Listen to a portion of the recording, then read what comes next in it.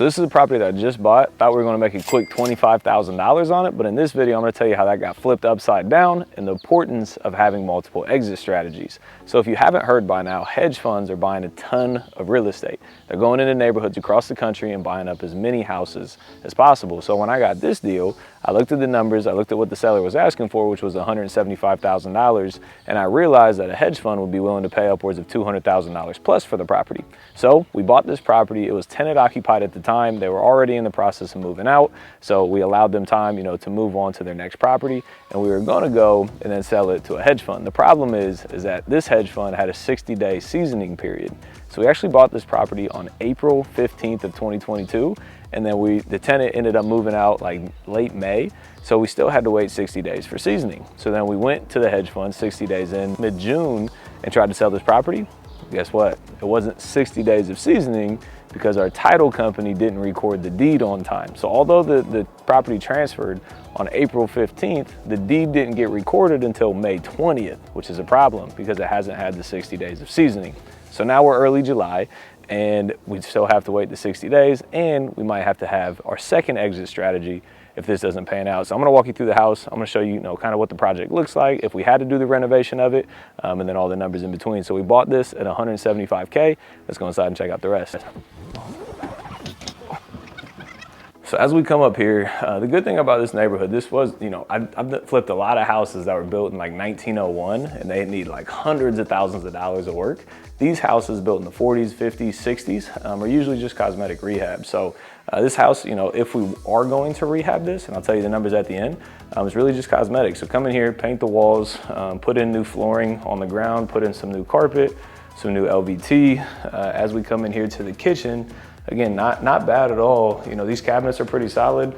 We might even end up keeping these and just painting them white. So instead of replacing all the cabinets, which can get very expensive, if you just paint them and make them white and then throw in some new countertops, some stainless steel appliances as well, this kitchen will look 100 times better than what it looks like right now. So again, super cosmetic. It is a little bit dinged up, but that comes with rental properties from time to time. So we got the washer and dryer here.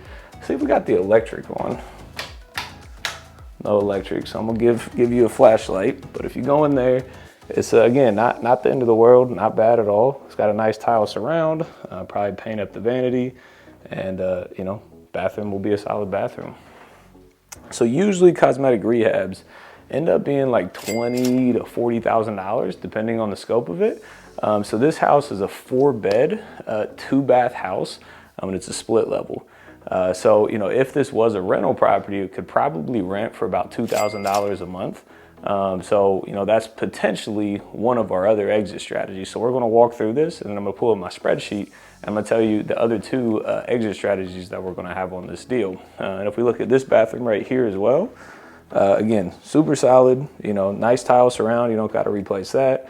Probably just paint the vanity, put in some new flooring. Overall, it's a very, very solid bathroom. So this is 1 bedroom in here with a ensuite, and then we have bedroom number 2 in there.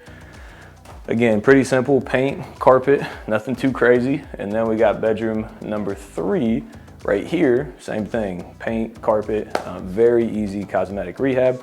We'll be in and out of this thing in about 30 days or so. So that's the upstairs. Now we gotta check out. So this is technically a basement, but here in Ohio, they have like, kind of like half partial basements. So down here, this is a second living room. So, very open. You can do living room down here. You can put a pool table down here. You can do a man cave. You can do a movie theater. You can do whatever you want down here.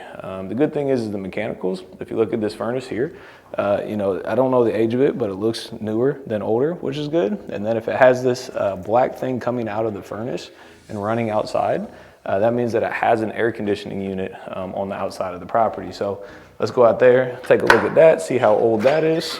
So we got this back door. The problem is it just kind of like falls off into nothing, but it's part of the game. And then if we check out this air conditioning unit right here, again, not brand new, not necessarily super old though. So we're probably gonna end up keeping this. It still works walking through the property. It's not too hot. So we're definitely gonna keep that. And then out here in the backyard, we'll probably just clean up the landscaping, you know, get rid of all the trash and everything, and probably put a patio here on the back of the house, because you can't have this big old drop off. Oh. So you can't see much in here, but this is the garage, 2-car garage, very solid. Really doesn't need anything except potentially some paint. And then we have another full bathroom in there. Again, super solid. You know, the tile surround looks beautiful. Probably put in some new flooring, paint the vanity, and that bathroom will be in and out. And then the 4th bedroom, which is why I really like this house. It's 4 bedrooms and 3 full bathrooms, which is really hard to find nowadays. But down here, same thing, you know, paint, carpet, you know, maybe patch the door up a little bit. But at the end of the day, this is going to be a, you know, it's going to be, if we do choose to do a rental property, it's going to be an amazing rental because it's got 4 bedrooms and 3 full bathrooms, which again is almost impossible to get nowadays. Or if we flip it, we'll see the profitability on a flip as well. So let's go back outside. I'm going to grab my laptop and I'm going to show you the numbers live so you can see exactly what these numbers break out to be. We're back. So this is the fun part. So we were planning on buying this for 175 grand and then selling it to a hedge fund and making, like I said, $20,000-ish at the end of the day. The problem is that the seasoning wasn't done in time. So today we still have about 2 weeks until we can sell it to a hedge fund if they're still interested. So again, the importance of having multiple exit strategies. If that doesn't work, are we going to keep this as a rental property or are we going to flip it? Those are the next 2 exit strategies. So I'm going to pull up a screen share. We're going to drop the share here on the camera and we'll show you exactly what the numbers pan out to be. So then as you look here on this screen, here's the numbers that, you know, if we did have to flip this, what it would look like. So it was a $175,000 purchase. It's going to be cost about 30 grand to renovate this. It might be a little bit less. We might be able to get it done for 25,000. Then we're hoping to be able to sell this for $255,000 once it's all said and done. And if you come all the way down to the bottom here, the potential profit for the investor, ourselves, is $21,000 in profit, roughly, or an 8% ROI. Now this is not 20 grand, great. You know, that's a lot of money, but this isn't like a great deal because the thing that happens, like if this market takes a 10% market shift, we only have 8% profitability. So if it dips 10%, we go from making 21 grand to losing money, right? Especially in the market as it is today. In my opinion, this is way too tight of margins. So we look to make at least 15% on a deal to be able to flip it. But again, this is our backup strategy. So for a backup strategy, you don't have to make the same amount of money that you were gonna make, but you gotta understand the risk as well. You know, if everything hits the fan, hedge funds back out, markets crash, you know, we might be stuck holding this property as well. So the second backup strategy that you gotta look at is the rental property. So here's the numbers on a rental. Again, so buying it for 175, putting 30,000 into it. So we're all in for 205 plus interest, plus holding, plus closing. We're all in for about 215. So then if we take this to a bank and do a cash out refi at 191,000, that means we are gonna have to put $21,000 of our own money into this deal for it to be able to refinance and cash out, to do the BRRRR method on it. So, you know, our goal is to get into this with none of our own money. So worst case scenario, we got to put 21 grand of our money into it, which I don't really want to do personally. But the good thing is it could rent for $2,000 a month because it is 4 bedrooms and 3 bathrooms.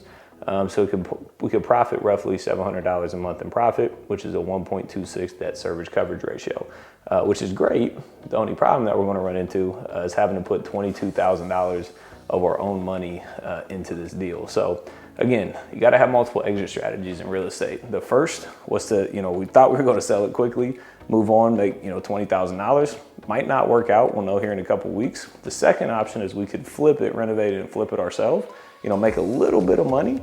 The problem is that this house, you know, might be worth $255 today, might be worth $300 or $350 5 years from now. So do we want to flip it and make 10 or 20 grand and move on to the next? Or do we want to keep it as a rental property and cash flow for the rest of our lives? I haven't made that final decision yet. That's why we're here, walking through the property to take a look at it. but I'm curious what your thoughts are. So the BRRRR method is really kind of what I'm leaning to keep this as a rental property long-term, to build generational wealth for the future. So if you want to see exactly another case study on how that BRRRR method is done, make sure you check out this video here. Appreciate you being here. We'll see you on the next one.